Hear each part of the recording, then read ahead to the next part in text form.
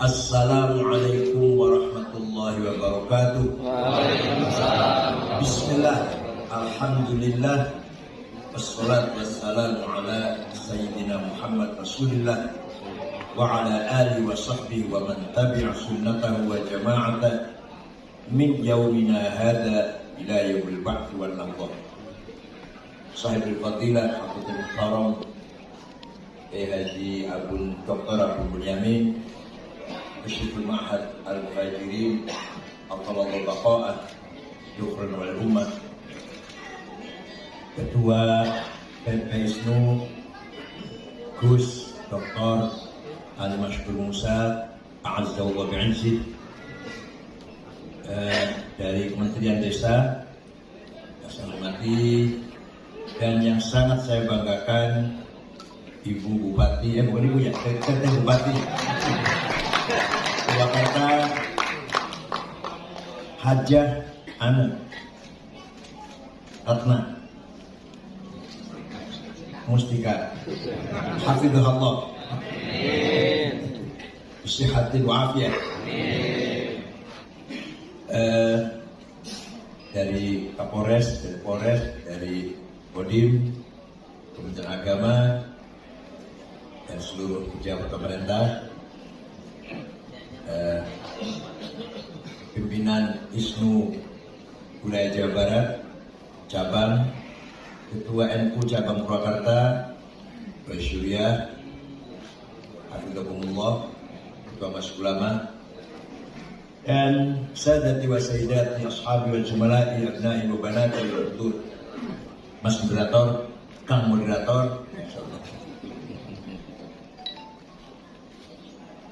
Allah berfirman dalam Al-Quran, wa huwallazi ja'alakum khala'ifal ard wa rafa'a ba'dakum fawqa ba'din darajat liyabluwakum fima atakum inna rabbaka sari'ul iqab wa innahu laghafurur rahim. Allah mempercayakan kepada kamu sekalian sebagai khalifah, jangan khalifah HTI, bukan khilafah HTI sistem politik, bukan, penguasa yang bertanggung jawab, yang menerima tanggung jawab dari Allah, mengelola, mengembangkan potensi yang ada di alam semesta ini.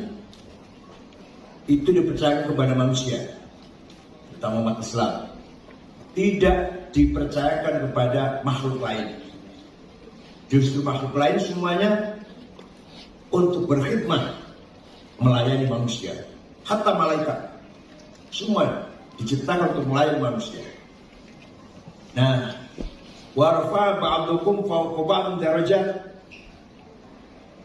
Masing-masing kamu punya fungsi, status, pangkat, kedudukan yang tidak sama.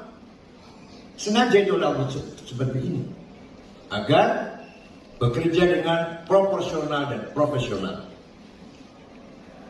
Masing-masing punya keahlian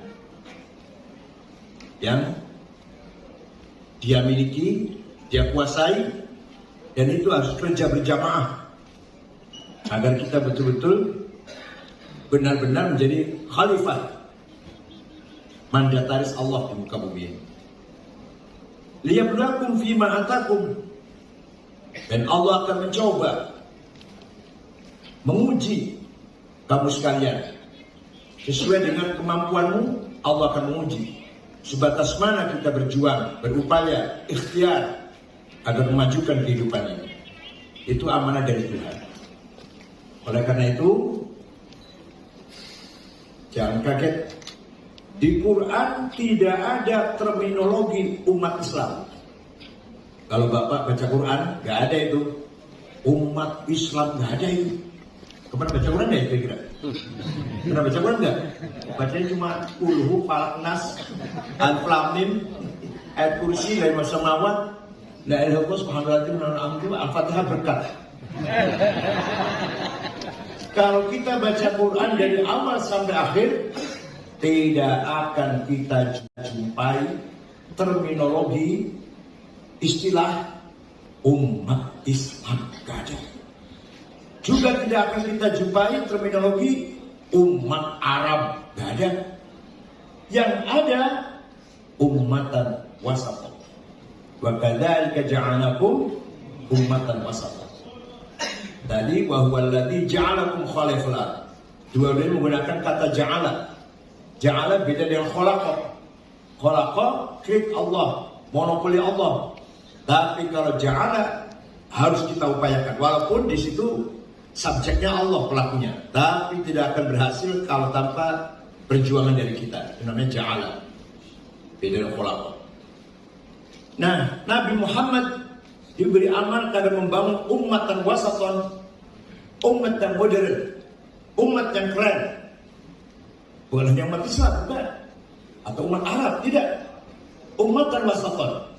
Apa artinya? Artinya kualitas umat dilihat dari wasatiyahnya, dari fungsi wasatiyahnya. Itulah yang diharapkan umat Islam seperti itu. Litakunu syuhada 'alan nas, agar kamu sekalian berperan di tengah-tengah masyarakat. Peran apa itu? Syuhudan dinian, peran agama. Syuhudan taqafiyan, peran peradaban. Syuhudan hadariyan, peran kebudayaan dan kesejahteraan. Syuhudan ijtimaiyan, peran sosial. Syuhudan siasian, peran politik. Ibu Bupati ini lagi menjalankan peran politik. Syuhudan insaniyan, peran kemanusiaan. Nabi Muhammad mencoba membangun umatan wasaton ketika itu dan berhasil. Kenapa berhasil? Karena Nabi tidak meninggalkan, mempertahankan karakter Arab, karakter kampung. Waktu itu Mekah kampung itu, jauh dari kesana sini, pedalaman.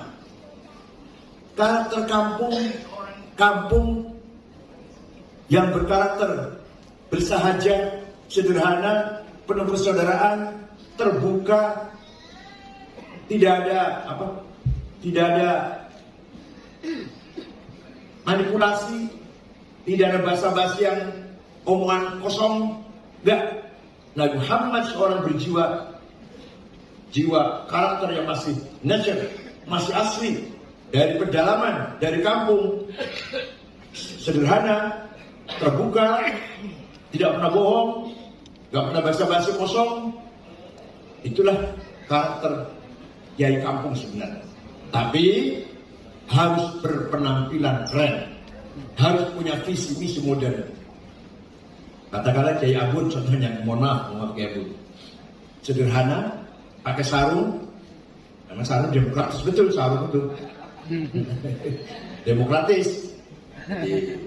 ISIS berimbing lah kira-kira gini, dan praktis, mudah pakai, mudah melepas, praktis dan demokratis, beri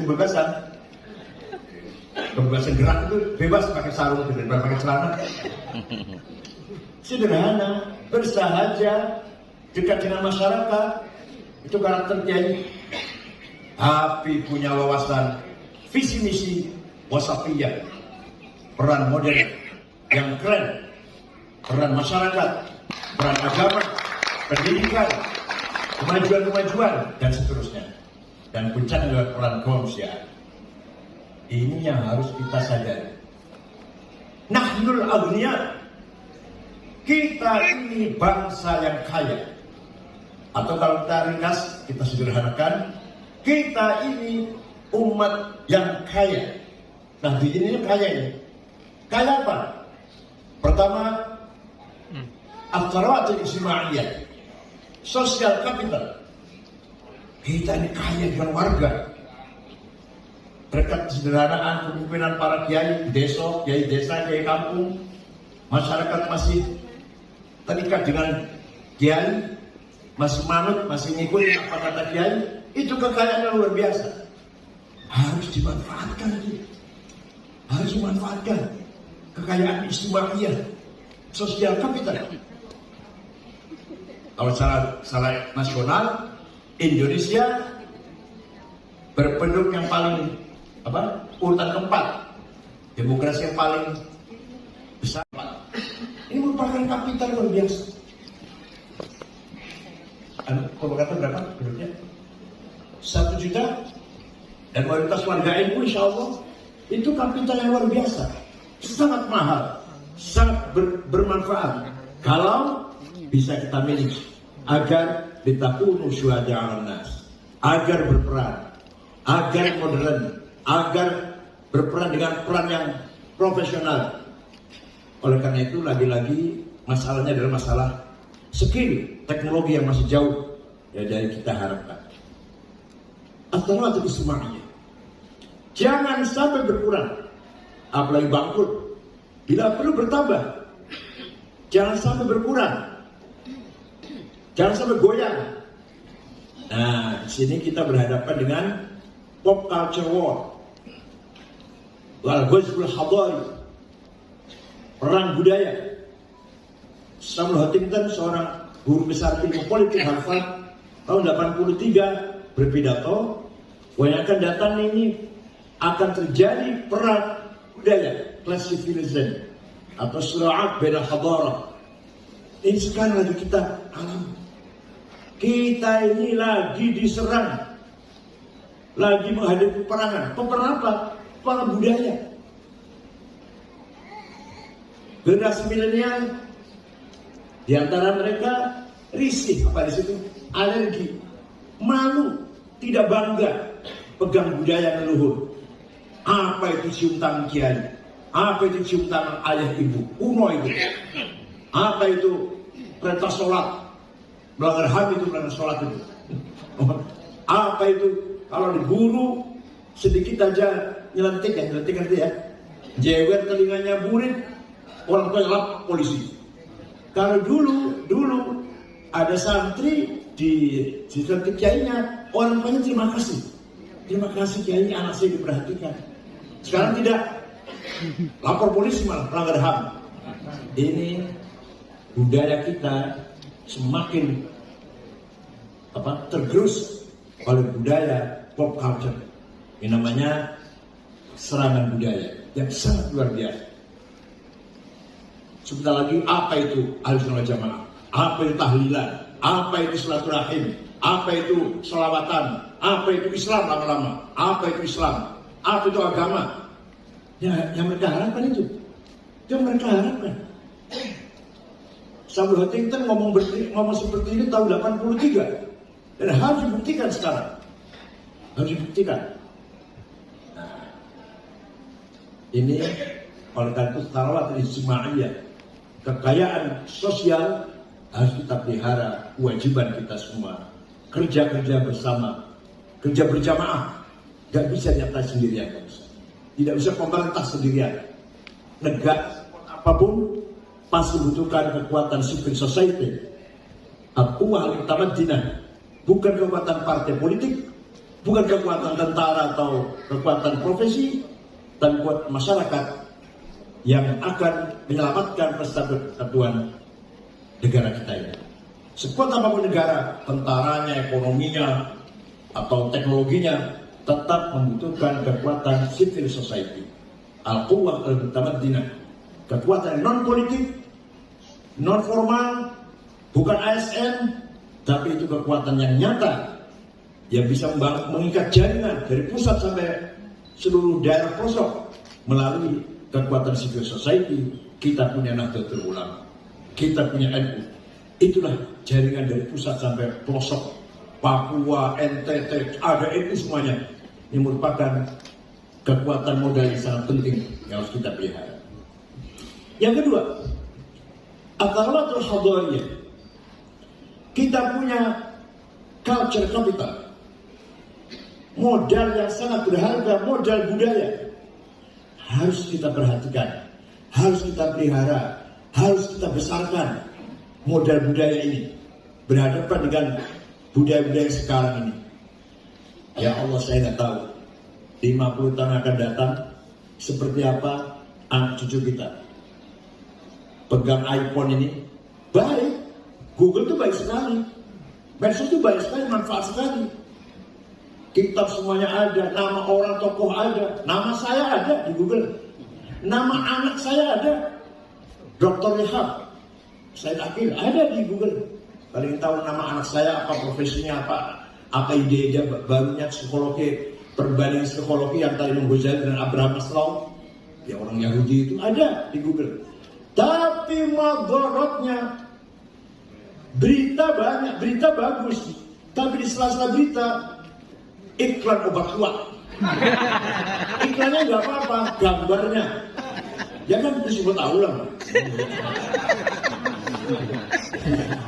Seperti apa nanti anak kita itu yang sejak kecil disuguhi seperti ini. Itu yang penyimpangan, fusuk lah katakan, kefasikan. Ada yang lebih bahaya lagi, apa? Radikal. Buka YouTube, di situ bisa diajari bagaimana merakit senjata, merakit bom, bagaimana masang bom. Itu juga ada di YouTube itu. Di Google juga ada. Bahaya terorisme, bahaya radikalisme. Sebelahnya lagi, bahaya ateisme, sekularisme, liberalisme yang sangat-sangat liberal ada di sini. Tergantung kita mampu tidak kita menjaga budaya kita.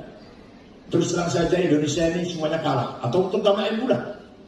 Ekonomi kalah, teknologi kalah, senjata kalah.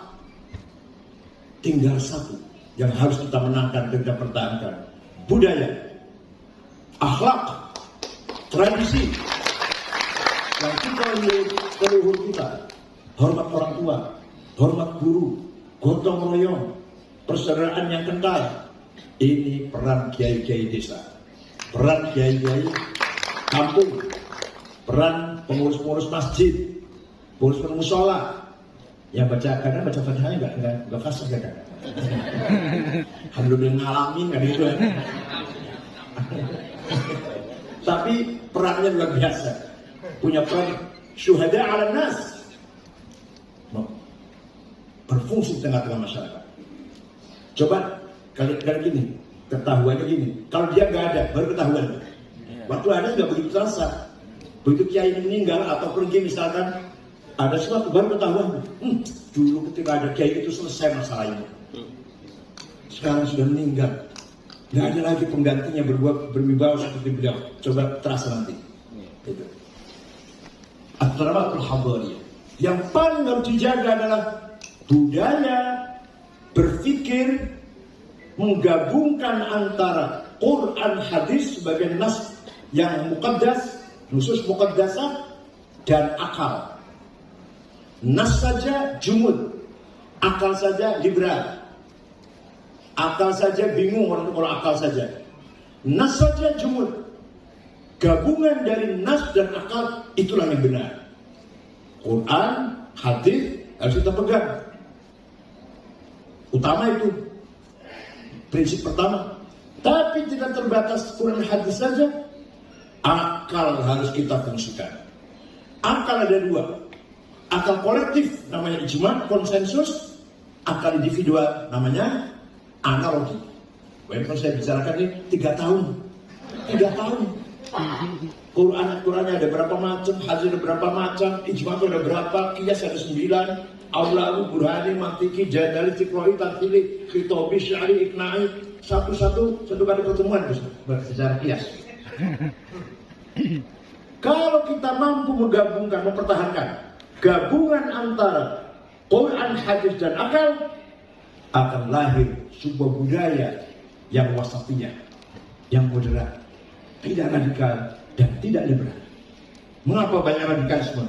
Karena mereka ingin jalan pintas. Belajar usul fikih malas atau nggak bisa lah udahlah. Jalan pintas apa? Tektua, terjemahan. Wow.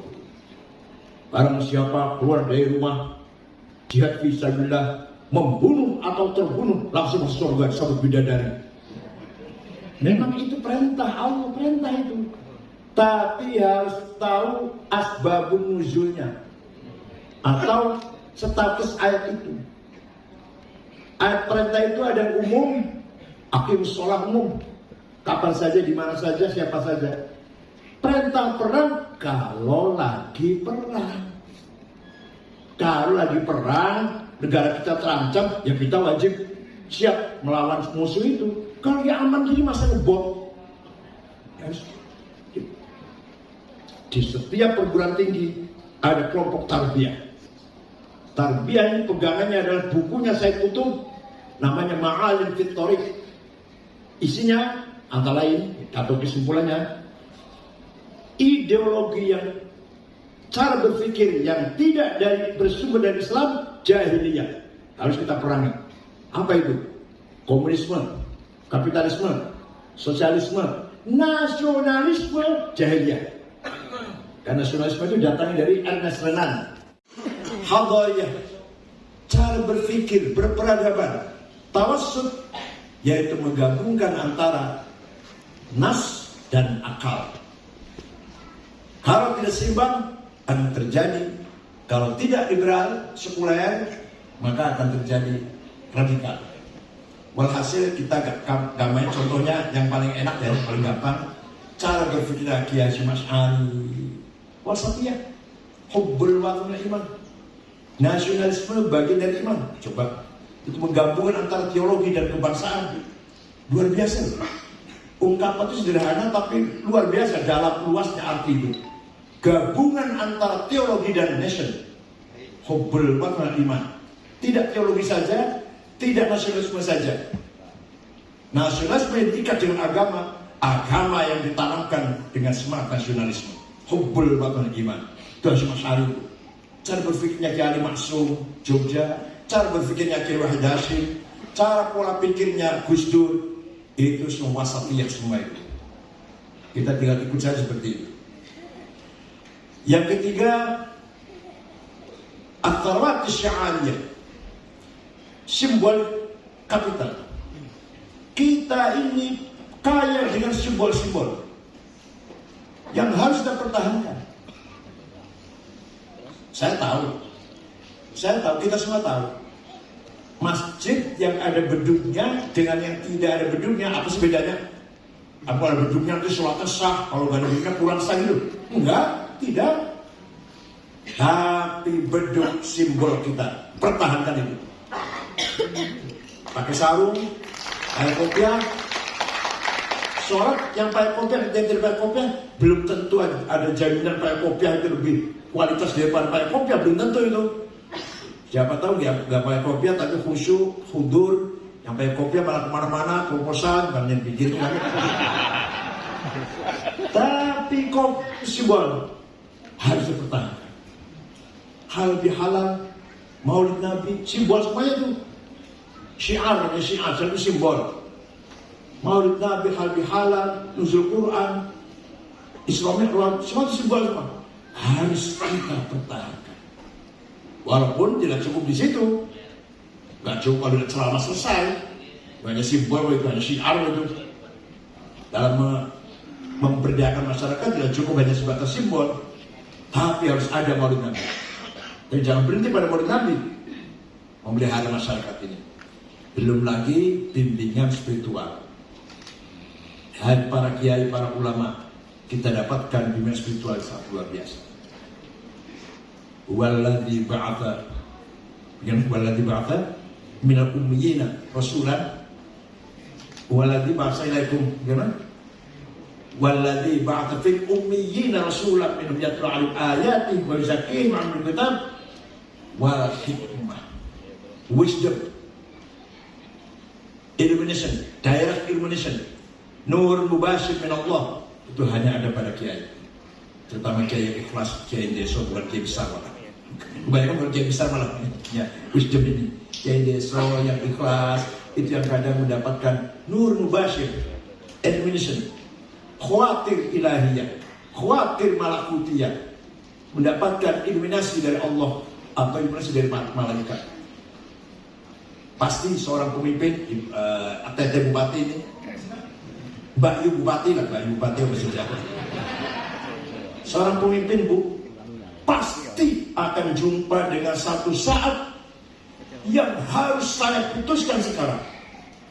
Tidak ada waktu untuk rapat, tidak ada kesempatan untuk minta pendapat teman-teman. Sekarang saya putuskan, itu pasti jumpa dengan itu. Mau presiden, mau bupati, mau komandan, atau saya ketua itu 10 tahun, kalau sekarang bondolan.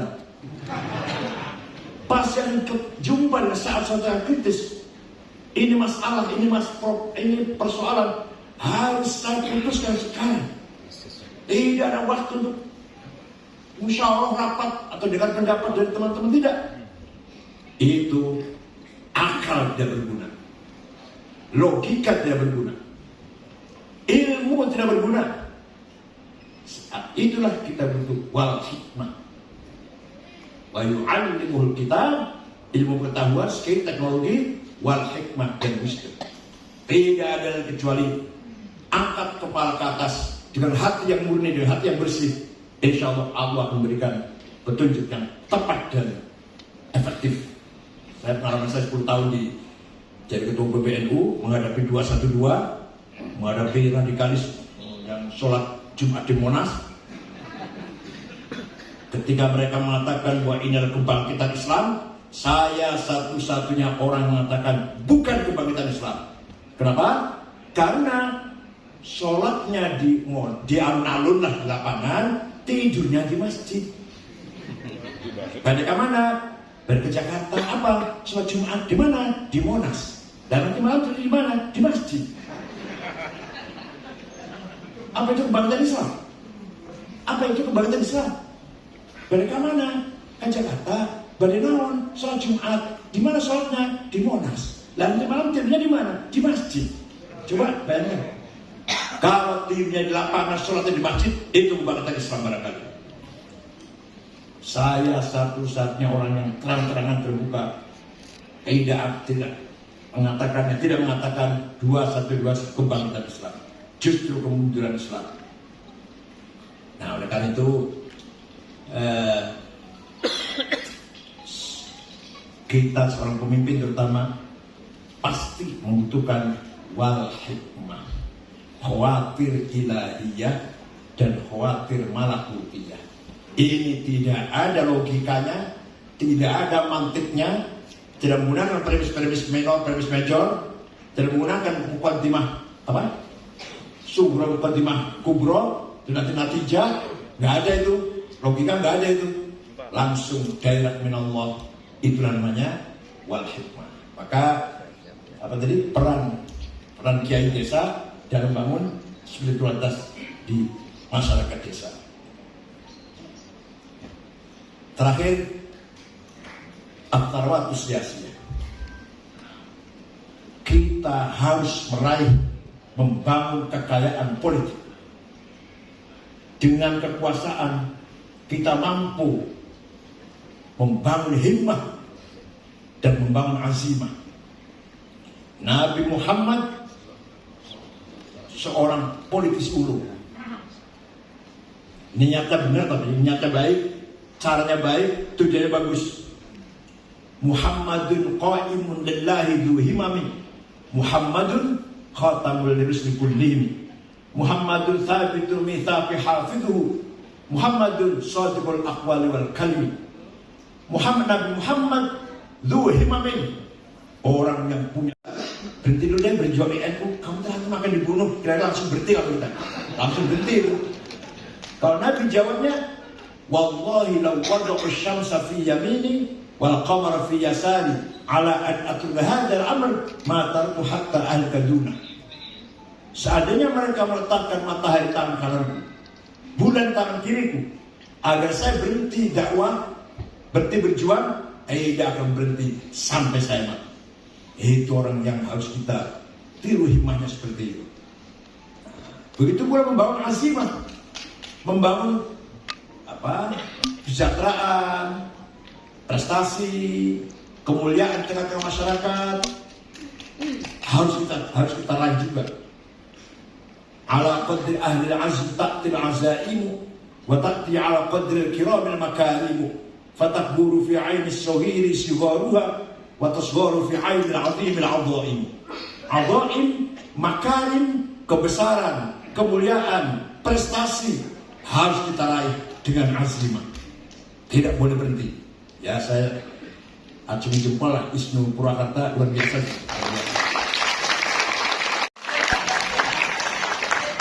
Ya, NU lah. Gubernur harus NU, kepala dinas NU. Namanya at-tarawat usyasiyah. harus kita manfaatkan. Percuma memiliki anggota besar, mempunyai tharawatul istimaiyah, memiliki tharawatul hadariyah, tapi nggak bisa mencapai tharawatul siyasiyah. Dengan faksun-faksun yang aturan, berarti dengan membaik hutan, tidak.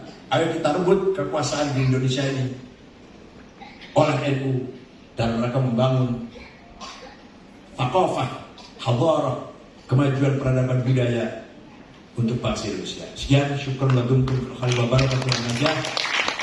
Wassalamualaikum warahmatullahi wabarakatuh. Waalaikumsalam warahmatullahi wabarakatuh. Pak Abdul, sehat.